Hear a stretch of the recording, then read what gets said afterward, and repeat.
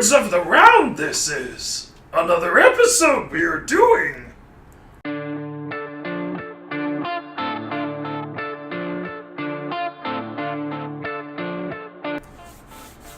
Welcome guys back to Nerds of the Round. This is my special guest, Rich the Yoda Drezen.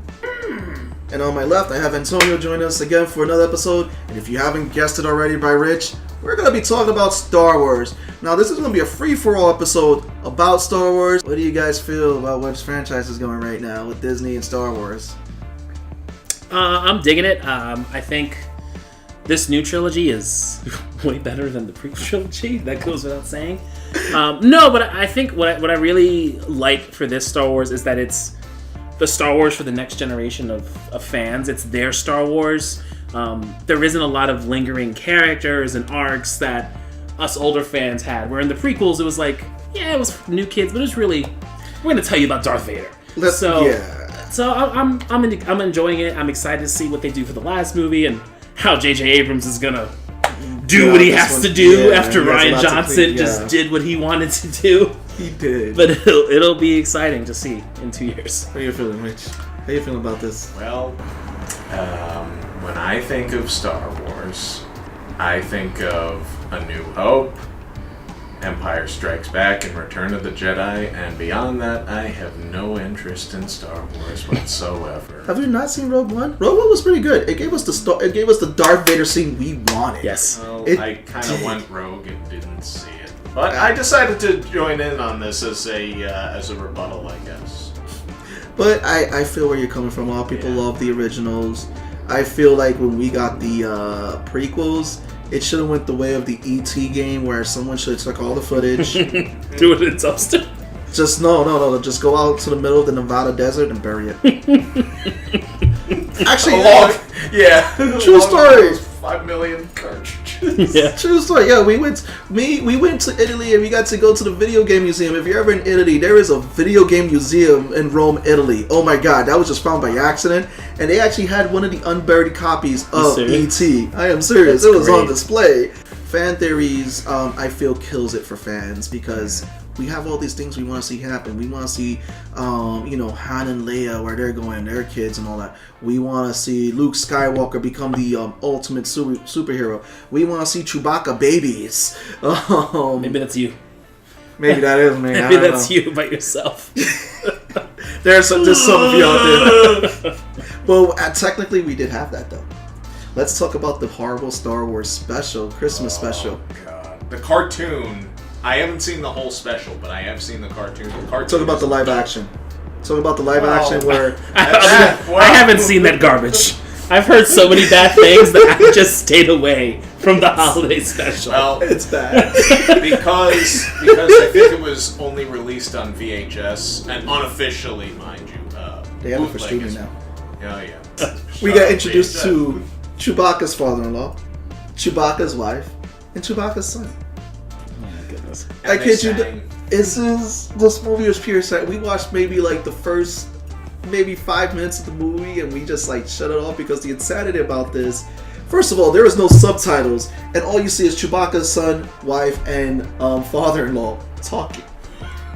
So you can picture the first 5 minutes of the movie is all this. Now, is this Peter Mayhew as Chewbacca in this, or is it some random guy? It's everybody who's like Harrison Ford is in it.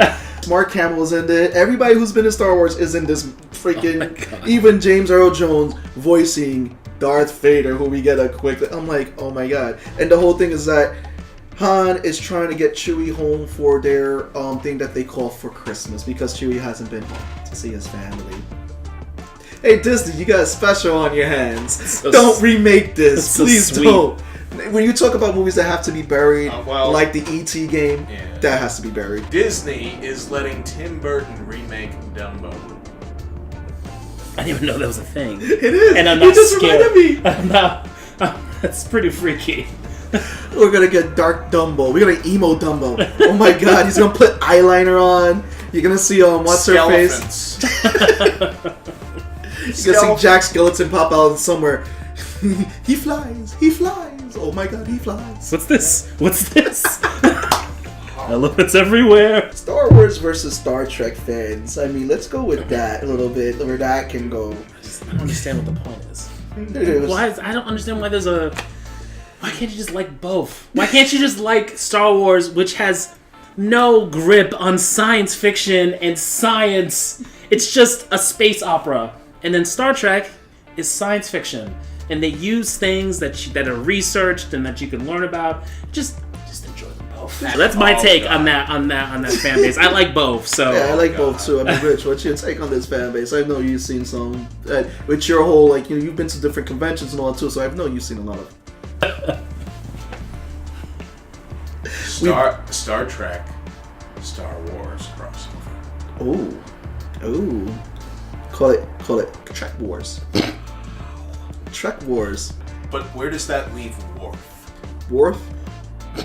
I will make Worf the Lando Calrissian. I will combine. Where does that leave Klingons in general? Like they come. They're on the dark side. Anyway, fan theories. Star Wars left a lot of unanswered questions. Well, I'm sorry, no. Rian Johnson left those questions unanswered. Rian Johnson left a lot of unanswered questions. And J.J. Abrams set them up to leave them unanswered. But I think in a way, because we're used to, the way how the original Star Wars was set up, if you look at Empire Strikes Back, which is the best one in the series, a lot of fans hated that movie back then. They look at the movie now and they love it. And again, it's one of the best ones in the series. I'm looking at the Rian Johnson movie, and I'm spoiler right here. I love the scene with the ships when they did that whole ships going into warp drive and hyperdrive to take out the other ships because they had their backs against the wall. That scene to me, regardless if you have a bad sci-fi movie, great sci-fi movie, it's probably one of the greatest sci-fi scenes ever created. No, it was fantastic, and what I really loved about it was that it was in complete silence. Yes, because you can't hear sound in space, and exactly. I thought that added so much to it.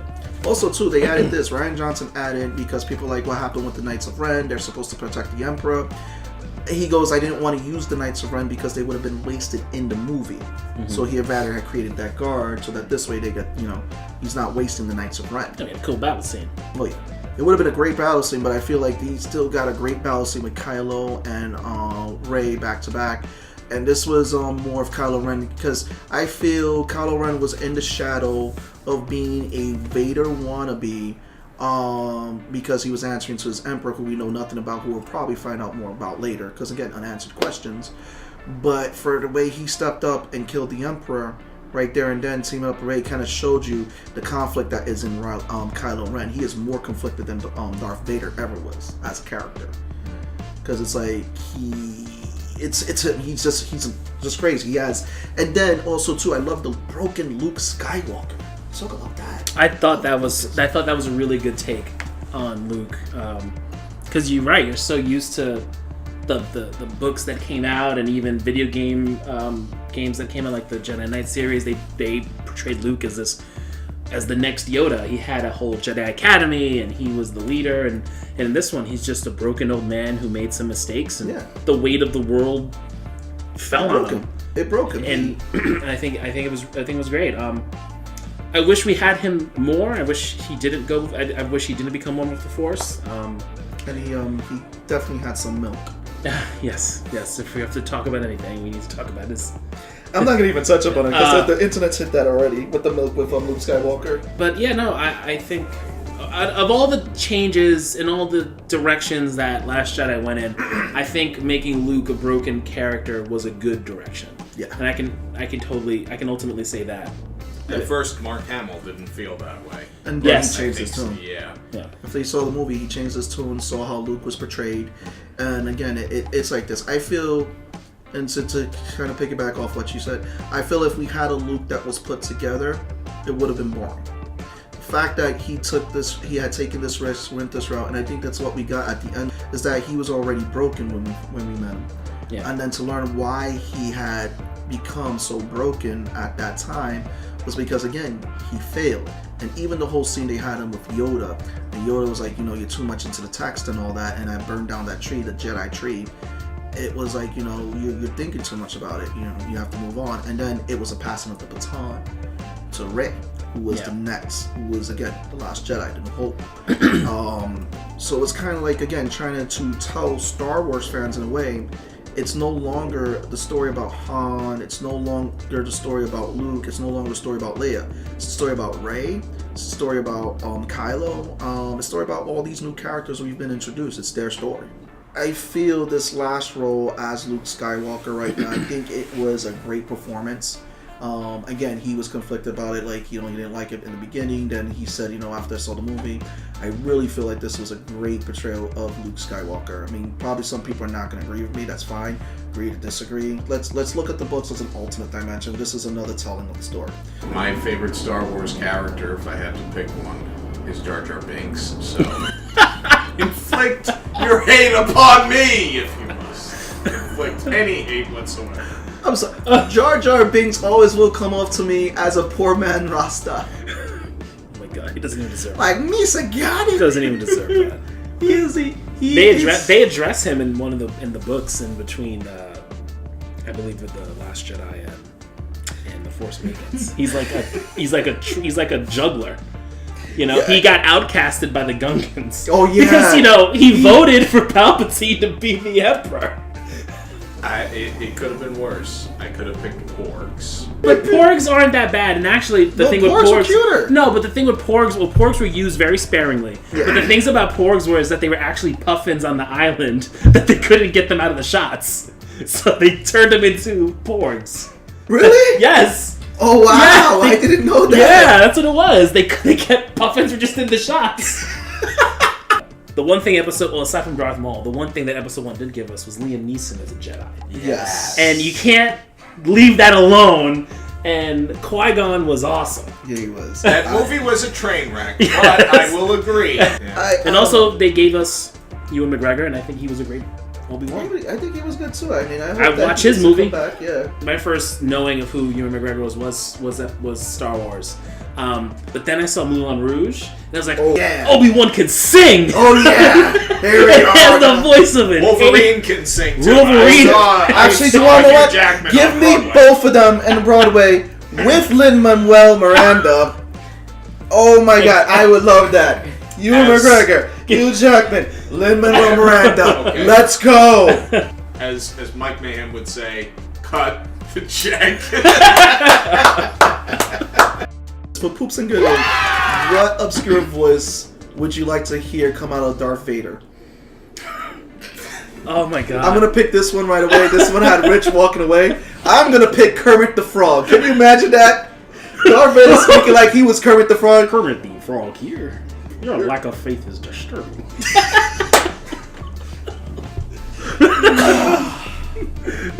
Kermit the Frog is good. I think Mickey Mouse would be a good one.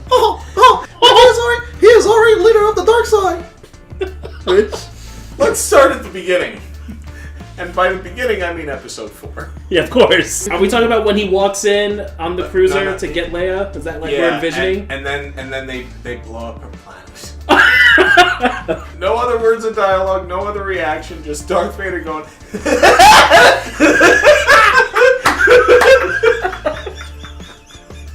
Oh god! The Woody Woodpecker laugh.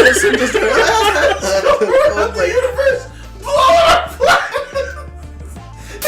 We call Star Wars with Star Trek, and then we finally found out that the Trebles are nothing but what's left after Ewok goes to the bathroom. Talking about Kirk to get on with Leia, and then Han walks in like, "Yo, what you doing with my chick?" And Kirk is like, "I am doing a nice little checkup." And then Han Han's shoots first. shoots first.